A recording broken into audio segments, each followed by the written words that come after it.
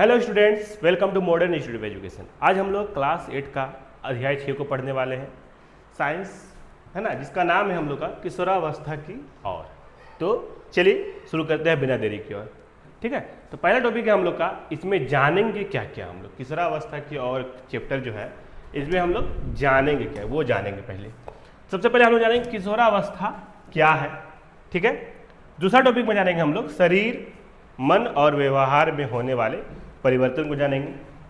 तीसरा टॉपिक में जानेंगे हम लोग हार्मोन यौन आरंभ, इसको जानेंगे।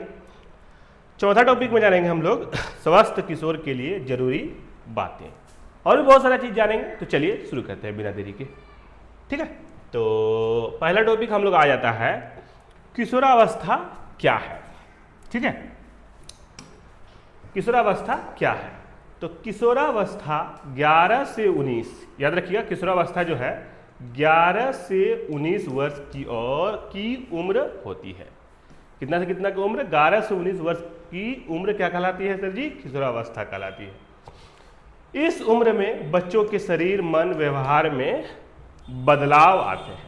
ठीक है, इस बदलाव को यौनारंभ, पबर्टी कहते हैं।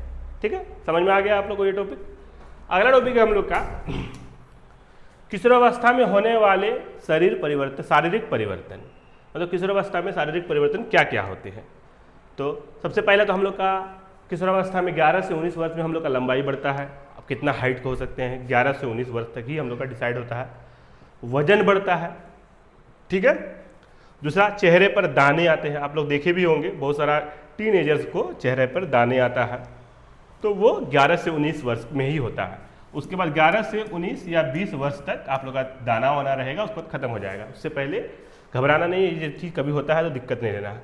चेहरे पर दाना आना, एक्ने पिंपल्स होता है। ठीक है, बालों का बढ़ना, कंधे, हाथ, पैर, चेहरे, है ना। लड़कों का आवाज़ भारी होता है। 11 से 19 वर्ष के बीच में क्या होता है? आवाज़ भारी होता है।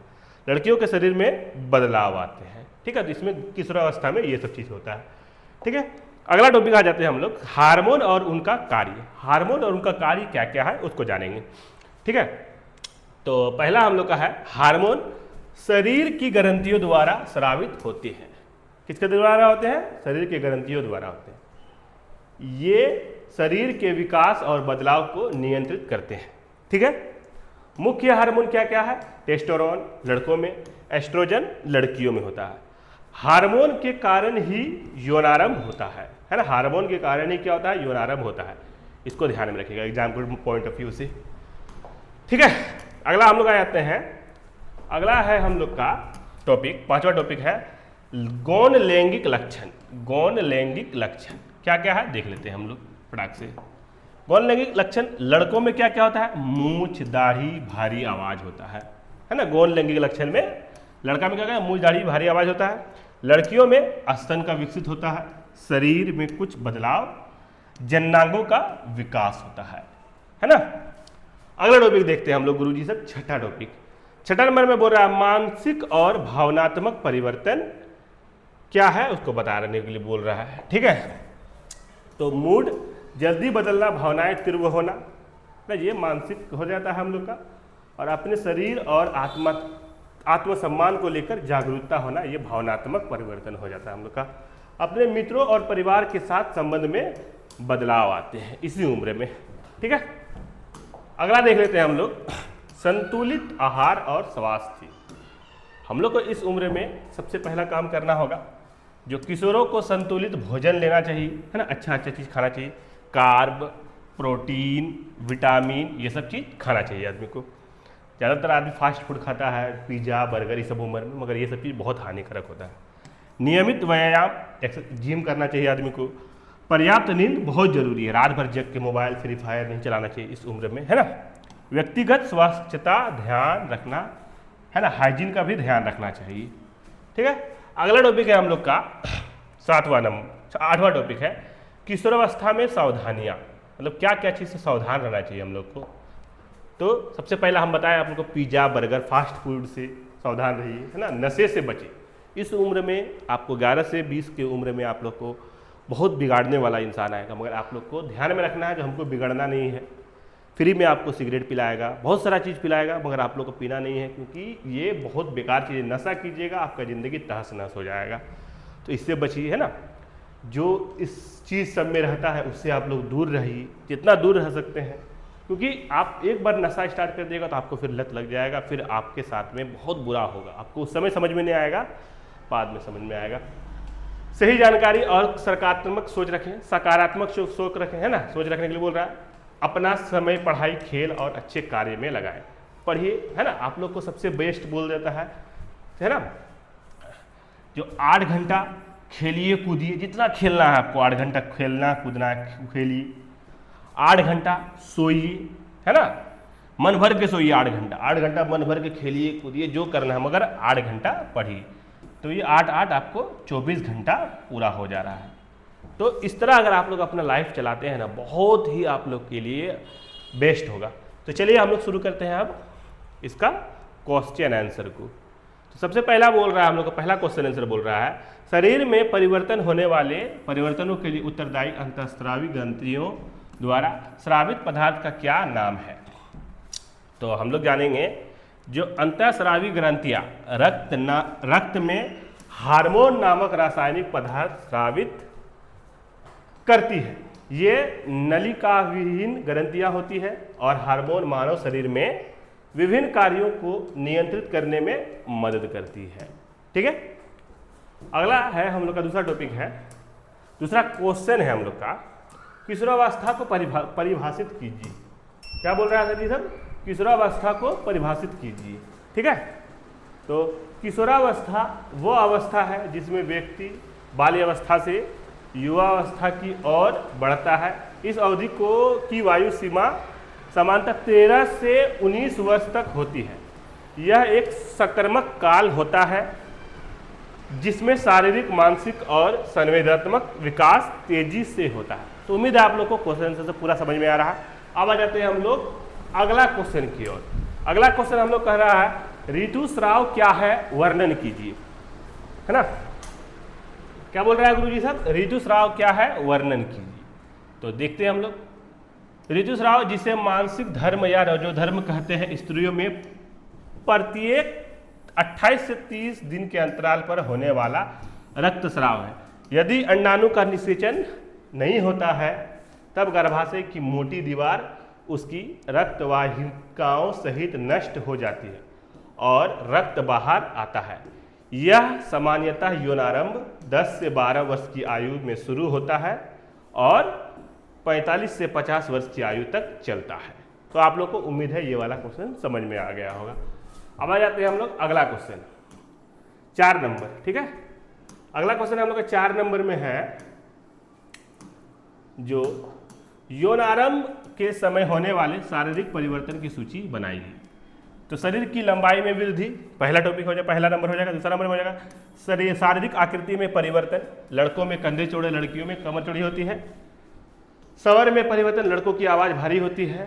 शरीर के बालों का विकास, बगल, जन्नांग क्षेत्र आदि। लड़कों में मांसपेशियों का विकास होता है, लड़कियों में स्तनों का विकास होता है। जनन अंग का विकास, त्वचा में तेल एवं सफेद ग्रंथियों की सक्रियता, है ना। एक बच्चा हम लोग देख लेते हैं उसको, मानसिक एवं बौद्धिक परिपक्वता। ठीक है। अगला हम लोग आ जाते हैं, अगला क्वेश्चन है हम लोग का, ठीक है, क्वेश्चन देख लेते हैं। ठीक, हम लोग को बोल रहा है 5 नंबर में, 2 कॉलम वाली एक सारणी बनाइए जिसमें अंतःस्रावी ग्रंथियों के नाम तथा उनके द्वारा स्रावित हार्मोन के नाम दर्शाए गए हो। तो अंतःस्रावी ग्रंथि और स्रावित हार्मोन 2 को कॉलम लेने के लिए बोला था, पहला और दूसरा कॉलम हम लोग ले लिए हैं। पिट्यूटरी ग्रंथि हार्मोन, थायराइड ग्रंथि थायरोक्सिन, एड्रिनल ग्रंथि एड्रेनालाइन, अग्न्याशय इंसुलिन, अंडाशय एस्ट्रोजन प्रोटोजोन, वृषणनर टेस्टोरोन, पैराथायरॉक्सिन ग्रंथि पैराथायरॉयड हार्मोन। तो ये हम लोग का कितना नंबर था? 5 नंबर था। यहाँ पे हम लोग का 5 नंबर खत्म हो चुका है। अब आ जाते हैं हम लोग छठा क्वेश्चन की तरफ। छठा क्वेश्चन हम लोग को बोल रहा है गुरुजी साहब, लिंग हार्मोन क्या है उनका नामकरण इस प्रकार क्यों किया गया है, उनके प्रकारों को बताइए। ठीक है, तो समझ में आ रहा है आप लोग को? उसका आंसर हो जाएगा हम लोग, वे हार्मोन जो पुरुष और महिलाओं के लक्षणों का विकास के लिए जिम्मेदार होते हैं लिंग हार्मोन कहलाते हैं। इन्हें लिंग हार्मोन इसलिए कहते हैं क्योंकि ये लिंग विशेष लक्षण विकसित करते हैं। प्रकार, पुरुष टेस्टोस्टेरोन, महिला एस्ट्रोजन। ठीक है, अब आ जाते हैं हम लोग 7वां क्वेश्चन की ओर। 7वां क्वेश्चन है हम लोग का गुरुजी सब, 7वां क्वेश्चन है हम लोग का, सही विकल्प चुनिए। क्या बोल रहा है? सही विकल्प चुनने के लिए बोल रहा है किशोरावस्था को सोच सचेत रहना चाहिए कि वह क्या खा रहे हैं, क्योंकि शरीर में तीव्र गति से होने वाली वृद्धि के लिए अहम उत्तम आहार की आवश्यकता होती है। ठीक है, आप लोग 4 ऑप्शन दिया होगा, 2 नंबर का आंसर हो जाएगा। ठीक है, ख नंबर बोल रहा है स्त्रियों में जनन अंग आयु काल का प्रारंभ उस समय होता है जब उनके ऋतुस्राव प्रारंभ होता है। गो नंबर में निम्न में से कौन सा आहार किशोर के लिए सर्वोत्तम है? तो रोटी, दाल, सब्जियां। ठीक है, आ जाते हैं हम लोग अब निम्न पर टिप्पणी लिखने के लिए बोला है, तो लिखते हैं टिप्पणी। हम लोग को बोल रहा है एड्स और HIV, है ना। एड्स एक बीमारी होता है, HIV भी एक बीमारी होता है। HIV एक वायरस है जो रोग प्रतिरोध क्षमता को कम करता है, इससे एड्स रोग होता है। ठीक है, गौण लैंगिक लक्षण, वे लक्षण जो यौवन में विकसित होते हैं, जैसे आवाज में बदलाव, दाढ़ी, मूंछ, स्तन विकास आदि। गर्भाशय शिशु में लिंग निर्धारण, भ्रूण के लिंग को पता उसके गुणसूत्रों से होता है। लड़का का XY होता है, लड़की का XX होता है। ठीक है, बहुत सारा देखिएगा बुड़बक जो अनपढ़ आदमी रहता है वो क्या करता है, जो औरत का अगर बेटी पैदा होती है तो औरत को मारता है, वो सोचता है जो औरत की गलती है, मगर रहता किसका है गलती?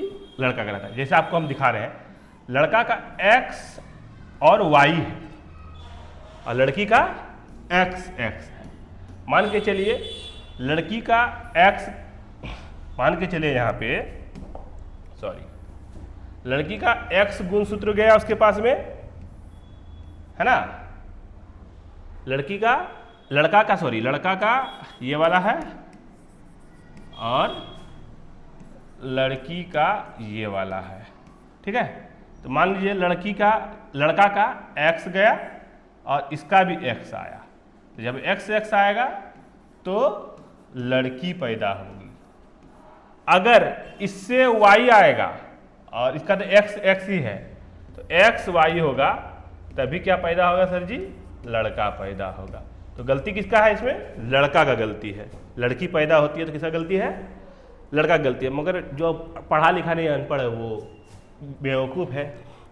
ठीक है, तो हम लोग का यहाँ पे ये चैप्टर खत्म होता है। शुक्रिया, है ना। और अगर कोई भी दिक्कत है तो आप लोग कमेंट कीजिए, है ना, और इस नंबर पे आप लोग चाहिएगा तो PPT मंगा सकते हैं। ठीक है, तो मिलते हैं हम लोग बहुत जल्द अगला चैप्टर में। शुक्रिया।